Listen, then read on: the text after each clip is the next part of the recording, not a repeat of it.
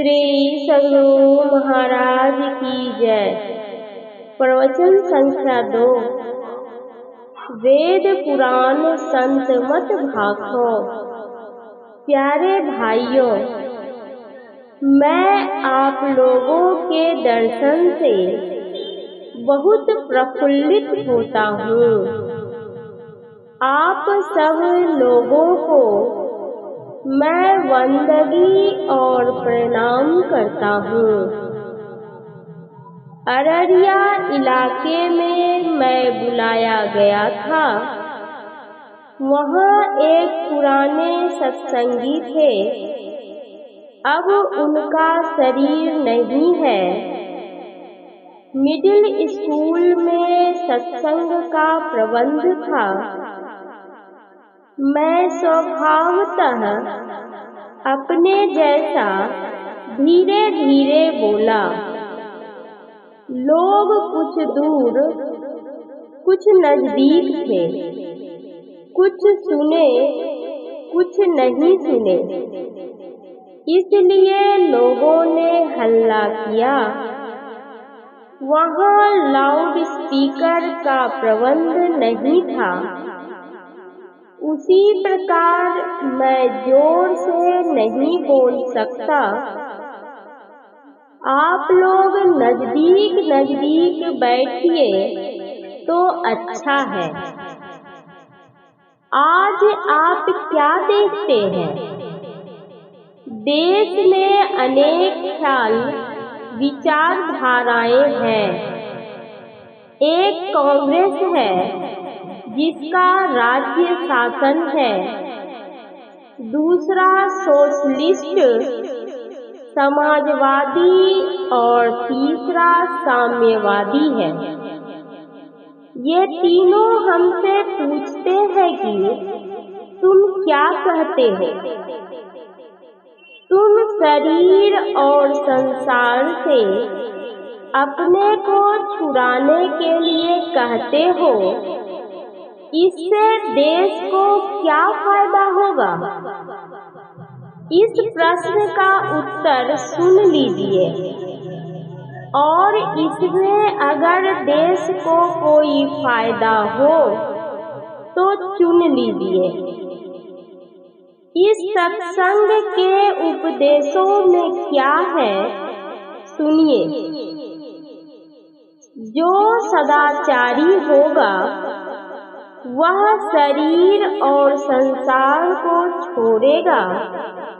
वही आत्मज्ञान में ऊंचा होगा और माया के आवरणों को पार करेगा।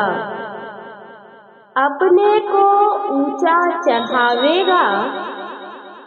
ऊंचे से ऊंचा पद, जिसे मुक्ति कहते हैं, प्राप्त करेगा। जिसमें सदाचार की कमी है वह मुक्ति लाभ नहीं कर सकेगा। सदाचार जिस समाज में होगा उसकी सामाजिक नीति बहुत अच्छी होगी। जहाँ की सामाजिक नीति उत्तम होगी वहाँ की राजनीति अनुत्तम हो संभव नहीं। सब सदाचारी होंगे तो समाज अच्छा होगा। अच्छे समाज जब राजनीति को बनाएंगे तो वह कितनी अच्छी होगी। यह मेरी युक्ति नहीं, बाबा देवी साहब की है।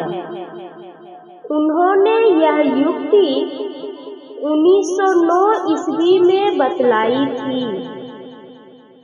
सुल्तानगंज से पश्चिम बरियारपुर रेलवे स्टेशन के पास पुरुषोत्तमपुर बिलिया एक ग्राम है।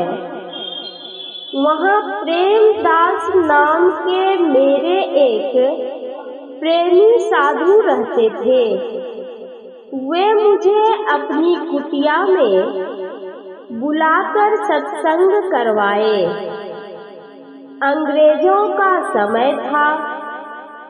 कांग्रेस का दमन हो रहा था। संयोग से दरोगा साहब उसी ओर आ पहुँचे। देखा कि सामियाना टंगा है। चौकीदार को कहा कि साधु को बुलाओ। प्रेमदास गए। दरोगा जी ने पूछा, ए साधु, क्या हो रहा है? प्रेमदास ने उत्तर दिया, मेरे गुरु साधु महाराज आए हैं, सत्संग होगा, ईश्वर का नाम लेंगे, उन्हें याद करेंगे। दरोगा साहब दफादार को वहीं छोड़ गए। दफादार सत्संग सुनकर बोले, ऐसा सत्संग हो तो चोरी डकैती सब बंद हो जाए, हम लोगों को पहरा भी नहीं देना पड़े। मैंने उनसे कहा, आप तो समझे, अब दरोगा साहब को जाकर कहिए, सत्संग में 5 पाप, झूठ, चोरी, नशा, हिंसा और बेविचार छोड़ने के लिए कहते हैं। अगर सब सदाचारी बन जाएंगे तो वहाँ झगड़ा मिट जाएगा, मुकदमा वगैरह भी नहीं होगा, शासन अच्छा हो जाएगा, शासनकर्ता को बहुत सुविधा होगी। इसलिए आप लोगों से प्रार्थना है कि अपने देश को ऊंचा उठाने के लिए सदाचारी बनिए। अभी वेद मंत्र, केन और कठ उपनिषदों के श्लोकों का पाठ हुआ। संत कबीर तथा गुरु नानक आदि संतों के वचनों का पाठ भी आप लोगों ने सुना। वेद मंत्र पढ़ना नहीं जाने तो संतों की वाणी को पढ़कर जान सकेंगे। इन सब को पढ़कर विचारिए कि सबका मत एक है अथवा नहीं। अगर है तो जिस पदार्थ को प्राप्त करने कहते हैं वह एक ही है या नहीं, काम का है या नहीं। काम का पदार्थ होगा तो लेना चाहिए, नहीं तो नहीं। अगर सबका मत नहीं मिलता है तो जो उसमें श्रेष्ठ जाना जाता है उसे ही मानेंगे। अगर सबका एक ही मत हो तो सामुदायिक भाव मिट जाए। यह जो अलग अलग मत का नाम सुनते हैं, इससे मालूम होगा कि इन सब का अलग अलग मत है। लेकिन जैसे कोई गोरे कोई काले हैं किंतु मनुष्य ही है, वैसे ही सब संतों का मत है।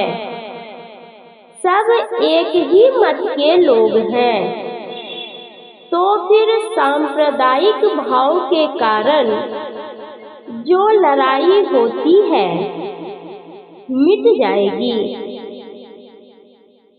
बहुत पहले राजा लोग देश को टुकड़े टुकड़े करके अलग अलग रहते थे, आपस में लड़ते झगड़ते थे, तो दूसरे देश के लोग आकर चढ़ बैठे, घर फूटे गंवार लूटे।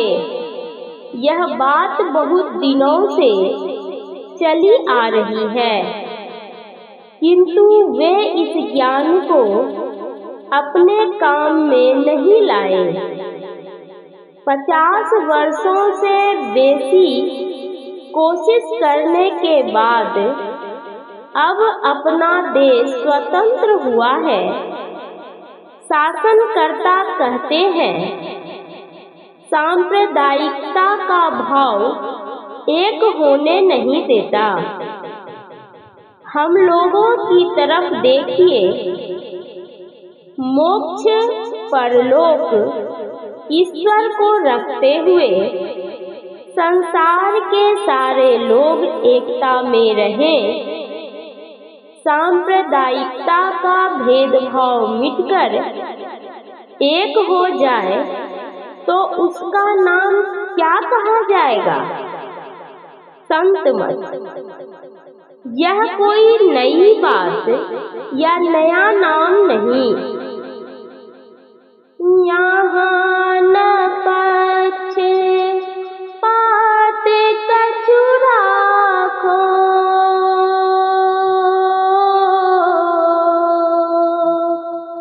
वेद पुराण संत मत भाखो। गोस्वामी तुलसीदास जी ने रामायण में लिखा है, घर फूटे गंवार लूटे, कहकर भी जैसे उसे कार्यान्वित नहीं करते, उसी प्रकार संत मत को मानते हुए भी भेदभाव रखते हैं। यह अच्छा नहीं।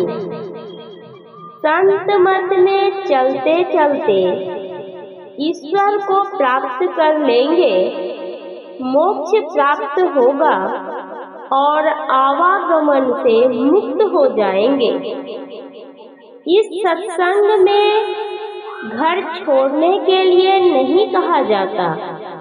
कमाई करके खाओ, इच्छाओं को समेटते समेटते एकदम कम कर दो तो आनंद पूर्वक रह सकोगे।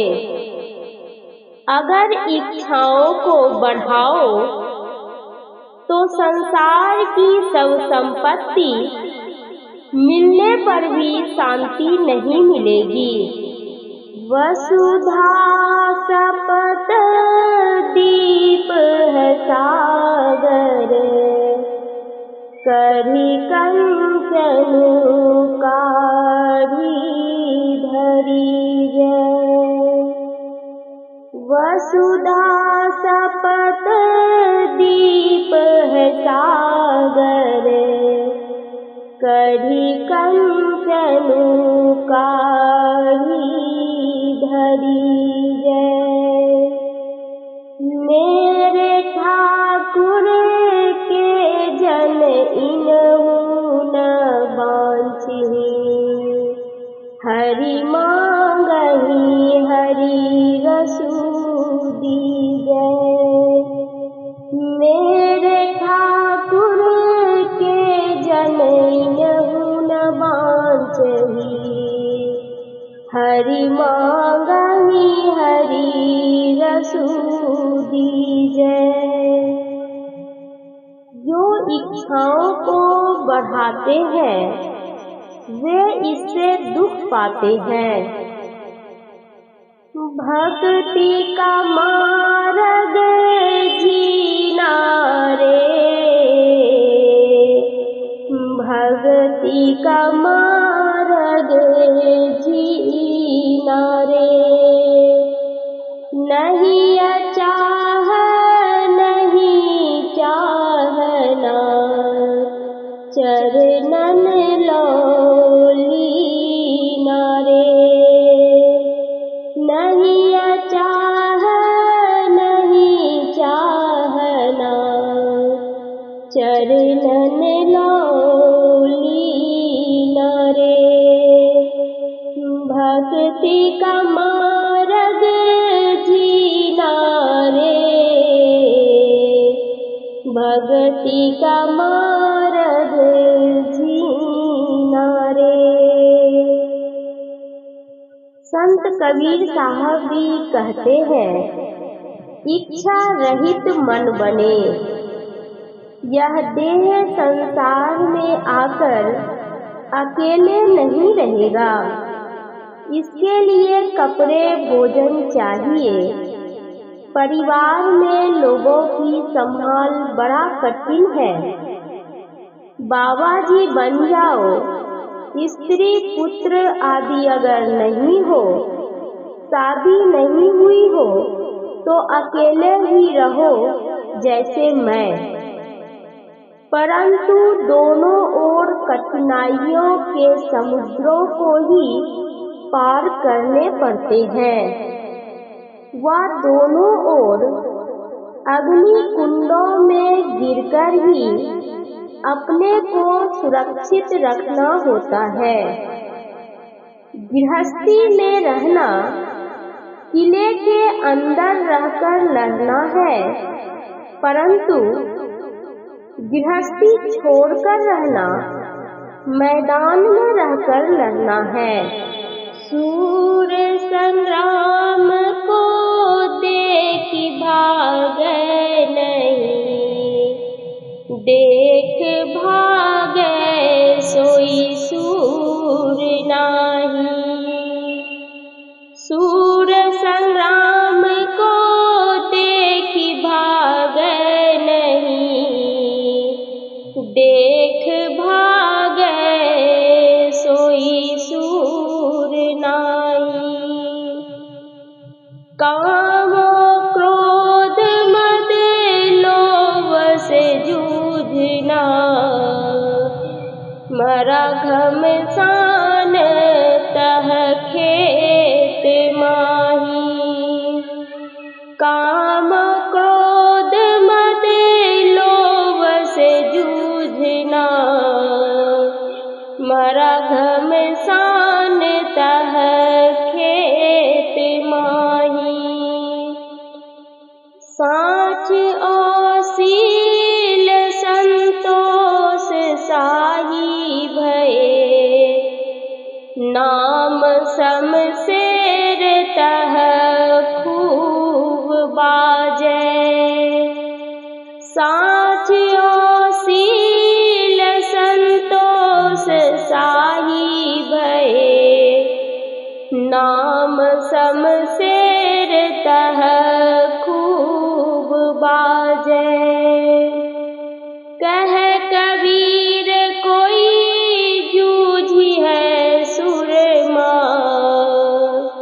कायरा भीरता तुरत भाजे। कह कबीर कोई जूझी है सुरमा, कायरा भीरता तुरत भाजे। अच्छी बात है कि गृहस्थी में रहकर लोग भजन करें। यदि मेरी निस्बत पूछो कि तुमने गृहस्थी क्यों छोड़ी, तो जानना चाहिए कि पहले जैसी जानकारी थी वैसी आजकल नहीं है, बदल गई है। परंतु जिस व्रत को धारण करना चाहिए उसको निभाना चाहिए। बौद्ध सन्यासी नागसेन ने राजा मिलिंद से पूछा, आप किस पर आए? राजा बोला, रथ पर।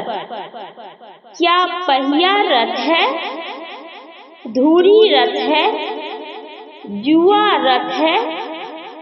पहिए, धूरी आदि जितने यंत्र हैं सब मिलकर रथ है। उसी प्रकार आपका शरीर है, वैसे कोई अकेला नहीं हो सकता। अद्वैत पद में जाकर ही अकेला हो सकता है, संसार में अकेला रह नहीं सकता। बाबा साहब ने मुझसे पूछा था, तुलसी सिस्टम में रहना चाहते हो या स्वावलंबन में? मैंने कहा तुलसी सिस्टम में। जिसे सुनकर सब हंस पड़े। बल्कि एक सत्संगी ने तो मुरादाबाद में ऐसा कहा कि मांग कर लाओगे तो फेंक दूंगा। मैंने 1.25 वर्षों तक लड़कों को पढ़ाया। मैं स्वयं खेती का काम भी देखता हूँ। उपदेश यह है, अपने जीवन निर्वाह के लिए उपार्जन करो। गुरु महाराज का जोर था कि अपने जीवन निर्वाह के लिए कमाओ, काम करते रहो, निठल्ला मत बैठो, भजन सत्संग का काम करो, अपने गुजारा के लिए भी काम करो। झूठ, चोरी, नशा, हिंसा और व्यभिचार से बचने का प्रयास करते रहो। बाबा साहब डाकघर में काम किए, खेती भी किए। बैंक में कुछ जमा हुआ, फिर बैंक फेल भी हो गया। अपनी कमाई से ही अपना गुजारा करो, सदाचार से रहो, ईश्वर की भक्ति करो। जीवात्मा बहुत है, ईश्वर कोई नहीं है। कोई ऐसा भी कहते हैं, किंतु यह बात भीतर नहीं जाती। यहाँ आध्यात्मिक राजनीति किसी के लिए विरोध नहीं है। आपको संत मत कहना पसंद नहीं है तो आर्य समाज या सन्यासी जो कहिए, किंतु मैं तो कहूँगा कि अपने में पृथक पृथक की भावना न हो, एक मिलजुल कर रहें।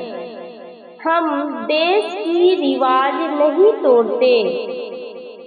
आप सबका छुआ खाइए या स्वयं पाकी बनिए, इसके लिए सत्संग को कोई दखल नहीं।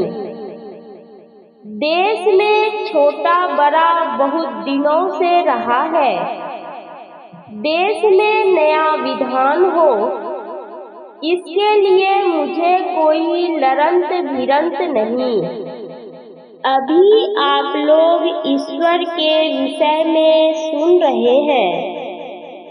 परमात्मा ईश्वर है, उसकी स्थिति को हम लोग मानते हैं, संत मानते हैं, इसलिए हम मानते हैं ऐसा नहीं। हमें तो विश्वास है। घर घर में बचपन से राम राम, वाह गुरु आदि कहते आए हैं। यह श्रद्धा नहीं मिट सकती। राम राम तो बच्चे में कहते थे, किंतु पदार्थ रूप में परमात्मा कैसा है, क्या है, यह सत्संग से जाना जाता है। कोई कहते हैं कि ईश्वर नहीं है तो आश्चर्य मालूम होता है। वेद पुराण संत की वाणी में एक राय यह है कि ईश्वर को जानकर जानना और पहचान कर जानना। ईश्वर इंद्रिय से जानने योग्य नहीं है। हाथ पैर से नहीं जानेंगे, स्वाद गंध आदि मालूम ही नहीं होगा, किंतु वह बिन पावन की राह है, बिन बस्ती का देश। बस्ती न शून्यम, शून्यम न बस्ती, अगम अगोचर ऐसा। बस्ती न शून्यम, शून्यम न बस्ती, अगम अगोचर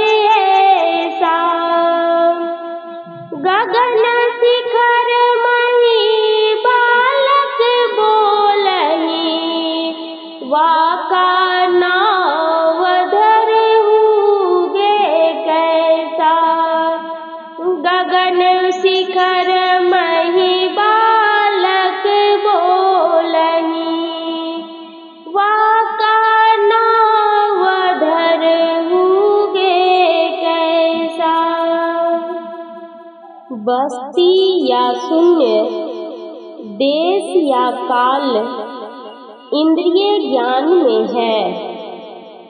जो इंद्रिय ज्ञान से ऊपर है उसके लिए मालूम होता है जैसे है ही नहीं है।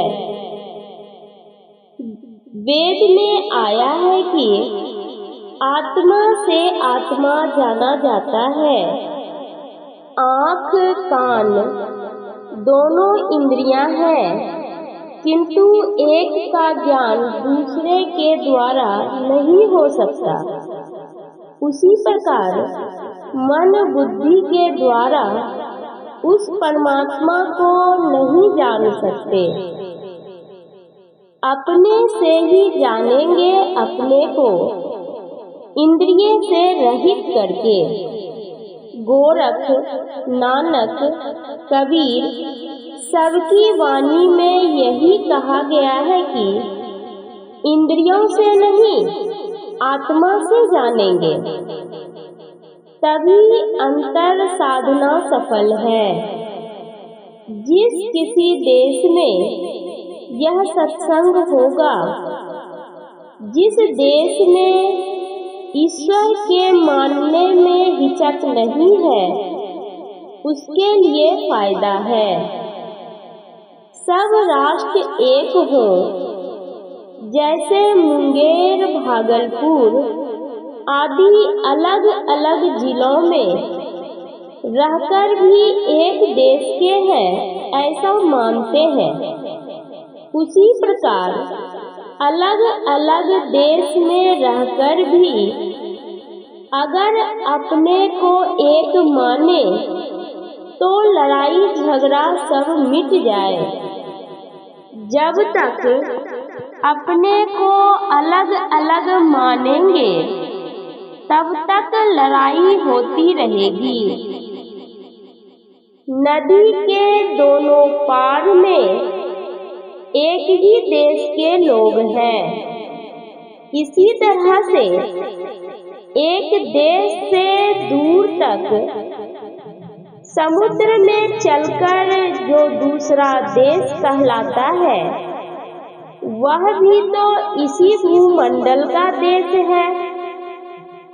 दोनों देशों के लोग एक ही भूमंडल में हैं। दोनों को एक ही भाव से रहना चाहिए। हम दोनों देश के सब अपने ही हैं, ऐसा जाने तो सब लड़ाई झगड़ा मिट जाए। यह प्रवचन पूर्णिया जिला विशेषाधिवेशन ग्राम मोकमा में दिनांक 24 दिसंबर 1950 ईस्वी को प्रातःकालीन सत्संग में हुआ था। श्री सद्गुरु महाराज की जय।